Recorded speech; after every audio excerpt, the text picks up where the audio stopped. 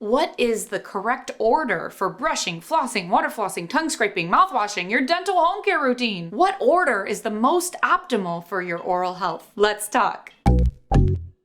Hi, my name is Whitney and I'm a dental hygienist here to talk about the perfect dental hygiene routine for your mouth. And before we get started, make sure to get my free oral care guide. Click the link in the description below or in the pinned comments to join thousands who have already discovered all of the essential components for an effective oral hygiene routine. This guide is an action plan for preventing and maintaining a happier and healthier smile. I made it just for you, for it can also help you stay on routine and never miss a brushing session. And having said that, for today's video, let's talk about your perfect oral hygiene routine, which really only requires 3 steps. Brushing, flossing, and/or cleaning between your teeth. We'll explain more about that in just a bit. And tongue scraping. And as we go through, I'll go over some extra steps that might help some people depending on the status of their mouth, such as if you are cavity prone or gingivitis prone. I will mention the extra steps you can take if you have a dental issue that your dentist and/or dental hygienist has told you to focus on. We'll cover all that stuff as we go through. And if you just want to add more steps just because you like to do everything you can for your dental health, go for it. But just keep in mind that the 3 necessary steps for everyone are brushing, cleaning between your teeth, and tongue scraping. So let's go in order with everything in the case that you need or want more. Starting with step 1, mouthwash. I have so many mouthwash videos because mouthwash is annoying.